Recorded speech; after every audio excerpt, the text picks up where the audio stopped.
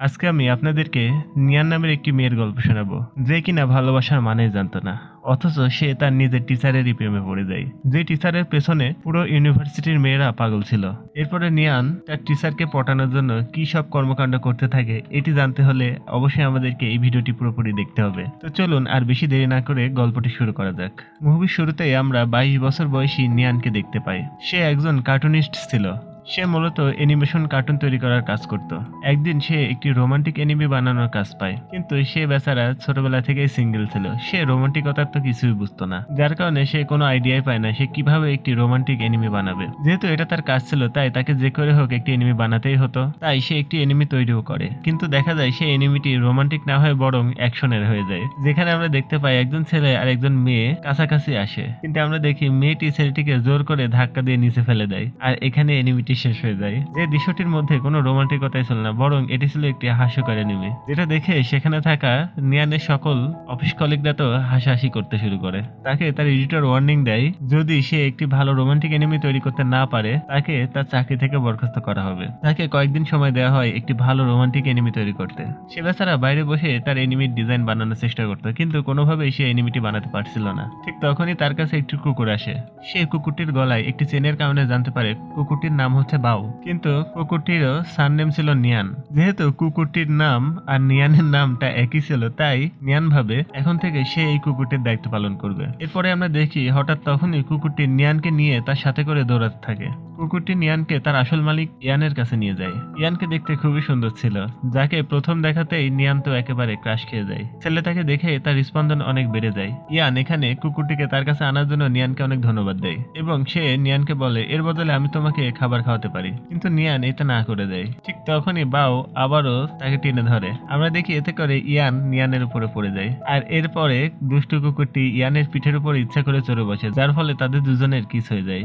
আসলে এই কুকুরটা ছিল খুব রোমান্টিক একটা কুকুর, যে ইচ্ছা করে তার মালিকের সাথে মেয়েদের এমন ঘটনা ঘটাতো। এখানে নিয়ান তো অনেক শকড হয়ে যায়, কেননা সে গত 22 বছরে কখনো এরকম পরিস্থিতির শিকার হয়নি, কেননা সে তো সিঙ্গেল ছিল। আমরা দেখি নিয়ান ইয়ানের কাছ থেকে তার নাম্বার চাওয়ার জন্য ফোনটি বের করলে তখনই নিয়ানকে তার অফিস থেকে ফোন করা হয়। অফিস থেকে তাকে তখনই অফিসে ডাকা হয়। এজন্য নিয়ান ইয়ানের কাছে ক্ষমা চেয়ে বলে, আমাকে এখনই অফিসে যেতে হবে, আপনি একটু আমার জন্য এখানে অপেক্ষা করুন, আমি কিছুক্ষণ পরে ফিরে আসছি। আমরা দেখি ইয়ান সেখানে বসে নিয়ানের জন্য অপেক্ষা করতে থাকে। অনেকক্ষণ পার হয়ে যাওয়ার পরে নিয়ান যখন না আসে, তখন সে নিয়ানকে উদ্দেশ্য করে একটি চিরকুট লিখে সেখানে রেখে দিয়ে চলে যায়। কিন্তু আমরা দেখি সে যাওয়ার পরপরই তার লেখা নোটটি বাতাসে সেখান থেকে উড়ে যায়, যে ব্যাপারে ইয়ান তো জানেই না। এদিকে নিয়ান দ্রুত তার অফিসে এসে তার সাথে ঘটে যাওয়া ঘটনাগুলো এনিমি আকারে তৈরি করে ফেলে, যেমন তার সাথে ওই কুকুরটির দেখা পাওয়া, এমনকি ইয়ানের সাথে তার কিসিং মোমেন্টটা। ইয়ানের এই ডিজাইনটি এডিটরের অনেক ভালো লেগে যায়। এডিটর তখন ইয়ানকে বলে সে এই মেল ক্যারেক্টার সম্পর্কে আরো অনেক কিছু জানতে চায়, কিন্তু এডিটরের এই কথা শুনে নিয়ান একটু ঘাবড়ে যায়, কেননা সে তো তার নিজের গল্প লিখেছে, সে তো ওই ছেলেটা সম্পর্কে কিছুই জানে না। ঠিক তখনই নিয়ানের মনে পড়ে যায় ইয়ান তো তার জন্য সেখানে অপেক্ষা করছে, তাই সে দ্রুত ওই জায়গার উদ্দেশ্যে রওনা দেয়। কিন্তু যেখানে গিয়ে সে দেখে ইয়ান অলরেডি চলে গিয়েছে। অন্যদিকে আমরা ইয়ানকে দেখতে পাই, যে পেশায় একজন আর্কিটেকচার ছিল।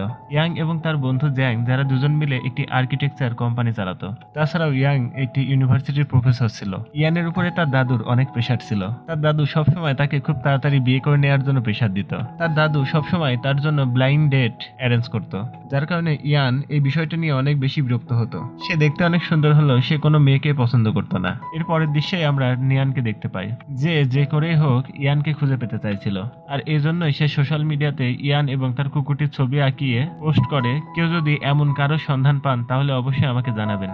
তখনই সে হঠাৎ খেয়াল করে তার পোস্টে কেউ একজন কমেন্ট করে যে ওই এনিমির মতো কাউকে তার ইউনিভার্সিটিতে দেখেছে। এটা দেখে নিয়ান দ্রুত সকালে ইউনিভার্সিটিতে পৌঁছে যায়। সেখানে সে একজন মেয়েকেও দেখতে পায়, যে লুকিয়ে কারোর একটা ছবি তুলছিল। ইয়ান তখন মেয়েটাকে জিজ্ঞেস করে সে কি সেখানে কোনো হ্যান্ডসাম ছেলেকে দেখেছে নাকি। নিয়ানের কথা শুনে মেয়েটি বুঝে যায় নিয়ান কার কথা বলছে। এই জন্য সে নিয়ানকে বলে, আমি ওই লোকটারই ছবি তুলতেছিলাম, তুমি যাকে খুঁজে বেড়াচ্ছ। এই মেয়েটি আসলে ওই ছেলেটির ছবি তুলে তার ফ্যান গার্লদের দিয়ে থাকে, এতে করে সে কিছু টাকাও ইনকাম করতে পারে। তার কথা শুনে আমরা বুঝতে পারি ইয়ান আসলে খুব ফেমাস একটা ছেলে ছিল, যার চেহারা অনেক সুন্দর ছিল এবং যাকে দেখে সব মেয়েরাই পাগল ছিল।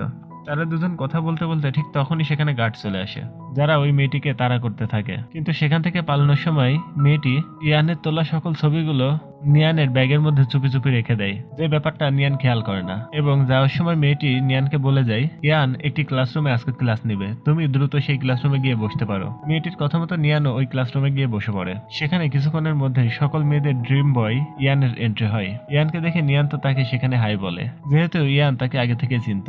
কিন্তু দেখা যায় ইয়ান মেয়েটিকে কোনো রেসপন্স দেয় না। আর এখানে আমরা ইয়ানের ব্যাপারে একটা ব্যাপার জানতে পারি, সে সবসময় তার একটি আলাদা অ্যাটিটিউড নিয়ে থাকতো। এমনকি সে কোনো মেয়েকে তার নাম পর্যন্ত ধরে ডাকতো না, সে মেয়েদের আইডি ধরে তাকে ডাকতো। এখন ক্লাসরুমে ইয়ান তার স্টুডেন্টদের একটি পাজল দেয়। তারপরে সে বলে যে এই পাজলটি সলভ করবে সে আমাকে যা বলবে আমি তাই শুনবো। এটা শুনে তো সব মেয়েরা সেখানে অনেক এক্সাইটেড হয়ে যায় এবং তারা সবাই একে একে পাজলটি সলভ করার চেষ্টা করে, কিন্তু তারা কেউই পাজলটি সলভ করতে পারে না। সবশেষে নিয়ানের পালা আসে এবং নিয়ান খুব সহজেই পাজলটি সলভ করে ফেলে। এটা দেখে ইয়ান পর্যন্ত অবাক হয়ে যায়।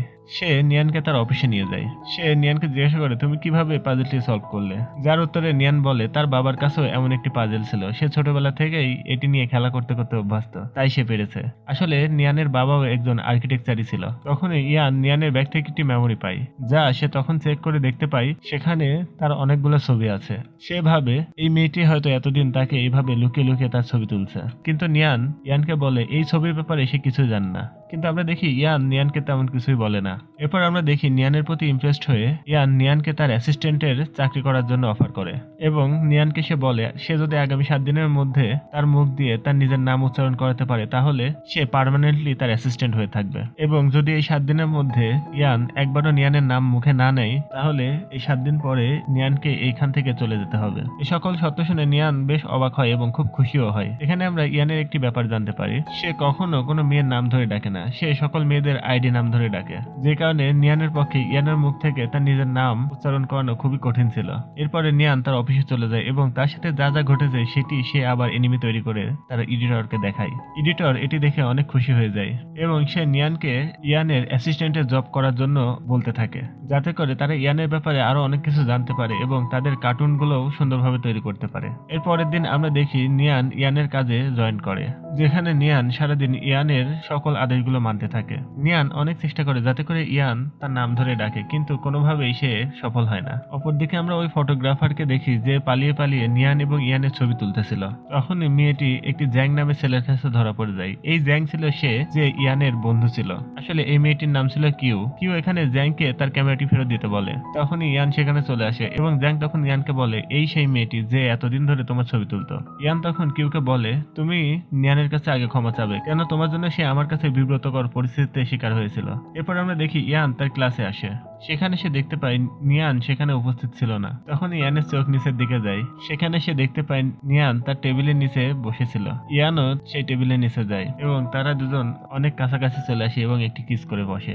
আসলে এটি ছিল এতক্ষণ ধরে নিয়ানের স্বপ্ন এবং সে নিজের স্বপ্নটা পূরণ করার জন্য সত্যি সত্যি ইয়ানের টেবিলের নিচে পালিয়ে থাকে। এর থেকে আমরা বুঝতে পারি নিয়ান অলরেডি ইয়ানের প্রেমে হাবুডুবু খাচ্ছে। এরপর আমরা দেখি স্বপ্নের মতো করে ইয়ান সত্যি সত্যি ক্লাসরুমে আসে। তবে এখানে তাদের মধ্যে এমন কিছুই হয় না যেমনটি নিয়ান স্বপ্নে দেখেছিল। ইয়ান নিয়ানকে সেখান থেকে অলরেডি তাড়িয়ে দেয়। আমরা দেখি এরপরে নিয়ান তার নিজের নাম তার টি শার্টে লিখে রাখে, যাতে করে বারবার ইয়ান দেখে মুখ দিয়ে একবার ভুল করে হলেও উচ্চারণ করে ফেলে। কিন্তু এইসব কিছু করেও কোনো লাভই হয় না। এরপরে সে উপায় না পেয়ে ইয়ানের কম্পিউটারে নিয়ান নিজের অনেকগুলো ছবি দিয়ে দেয় এবং সেখানে তার নিজের নাম লিখে দেয়। কিন্তু তারপরে আমরা দেখতে পাই ইয়ান কোনোভাবেই নিয়ানের নাম উচ্চারণ করে না। এর পরের দিন যখন নিয়ান কাজে আসে তখন সে জানতে পারে ইয়ান অলরেডি 7 দিনের জন্য কোথাও বেড়াতে গেছে। সাথে সাথে সে নিয়ানের জন্য অনেকগুলো কাজও রেখে গেছে। নিয়ান তো অনেক টেনশনে পড়ে যায়, কেননা 7 দিন পার হয়ে গেলে তাকে তো এখান থেকে চলে যেতে হবে, আর এতদিনে সে বাইরে থাকার কারণে নিয়ানকে ভুলেও যাবে। কিন্তু তারপরেও সে কোনো রকম করে তার কাজগুলো করতে থাকে। সে অনেক আপসেট হয়ে কাজগুলো করতে থাকে। এক সপ্তাহ পর ইয়ান যখন তার অফিসে ফিরে আসে তখন সেখানকার সবাই নিয়ানের অনেক প্রশংসা করে। ইয়ান নিয়ানের এভাবে প্রশংসা দেখে খুবই খুশি হয় এবং সাথে সাথে নিয়ানের কাজ দেখে সে অনেক ইমপ্রেসড হয়ে যায়। এরপরে একদিন ইয়ান এবং নিয়ান একসাথে বৃষ্টির মধ্যে ছাতার মধ্যে দাঁড়িয়েছিল। ঠিক তখন একটি গাড়ি তাদের উপরে পানি ছিটিয়ে চলে যায় এবং দৃশ্যটি দেখতে খুবই রোমান্টিক লাগছিল। এই দৃশ্যটি দেখে আমাদের মনে হয় শুধুমাত্র নিয়ানই না, ইয়ানও বরং তাকে পছন্দ করে। তারা দুজনেই আসলে একে অপরকে পছন্দ করতো মনে মনে। এরপরে ইয়ান নিয়ানকে অফিসে নিয়ে আসে এবং নতুন ড্রেস দিয়ে তাকে ড্রেস পরিবর্তন করতে বলে। ইয়ান নিয়ানকে জিজ্ঞাসা করে তুমি এখানে কেন এখনো আসো? যেহেতু 7 দিন পার হয়ে গেছে এবং আমি তোমার নাম ধরে ডাকিনি, তাহলে তোমার তো এখন এখান থেকে থাকার কথা না। অর্থাৎ নিয়ানের জবের মেয়াদ এখানে শেষ হয়ে গেছে। এটা শুনে নিয়ান তার মনের কথাটি ইয়ানকে বলে দেয়। সে বলে, আমি এখন তোমাকে পছন্দ করতে শুরু করেছি। আর এভাবে কথায় কথায় তারা দুজন যখন আরো কাছাকাছি চলে আসতেছিল, ঠিক তখনই সেখানে ইয়ানের দাদু চলে আসে। তাদের দুজনকে এত কাছাকাছি দেখে ইয়ানের দাদু ভাবে হয়তো নিয়ান হচ্ছে ইয়ানের গার্লফ্রেন্ড। যেহেতু ইয়ান তার দাদুর ব্লাইন্ড ডেটের জন্য খুবই অখুশি ছিল, তাই সে মিথ্যা মিথ্যা স্বীকার করে নেয় যে নিয়ান তার গার্লফ্রেন্ড। তখন ইয়ানের দাদু ইয়ানকে বলে, যদি সত্যি সে তোমার গার্লফ্রেন্ড হয় তাহলে তোমার তাকে নাম ধরে ডাকতে হবে, কেননা সে কোনোদিনও কোনো মেয়ের নাম ধরে ডাকে না। যদি সত্যি নিয়ান তার গার্লফ্রেন্ড হয় তাহলে অবশ্যই সে তার নাম ধরে ডাকবে। এদিকে ইয়ানের হাতে আর কোনো উপায় না থাকায় সে নিয়ানকে নাম ধরে ডাকে। ইয়ানের মুখ থেকে নিজের নাম শুনে নিয়ান তো অনেক খুশি হয়ে যায়। সে খুশিতে সেখানে নাচতে শুরু করে দেয়। মুভির শেষে আমরা দেখতে পাই ইয়ান নিয়ানকে পার্মানেন্টলি সে চাকরিটি দিয়ে দিয়েছে, যার কারণে তাদের মধ্যে কাছাকাছি আসা আরো বেড়ে যায় এবং তাদের সম্পর্কটা আরো গাঢ় হয়ে যায়। আর সেই সাথে নিয়ানের এনিমি স্টোরিটাও খুব সুন্দরভাবে কমপ্লিট হয়ে যায়। এখন তারা দুজন একজন আরেকজনকে অনেক ভালোবেসে ফেলেছে। তারা একজন আরেকজনের জন্য পুরোপুরি পাগল ছিল। আর এই রোমান্টিক সিন দেখাতে দেখাতে এই ড্রামাটি এখানেই শেষ হয়ে যায়।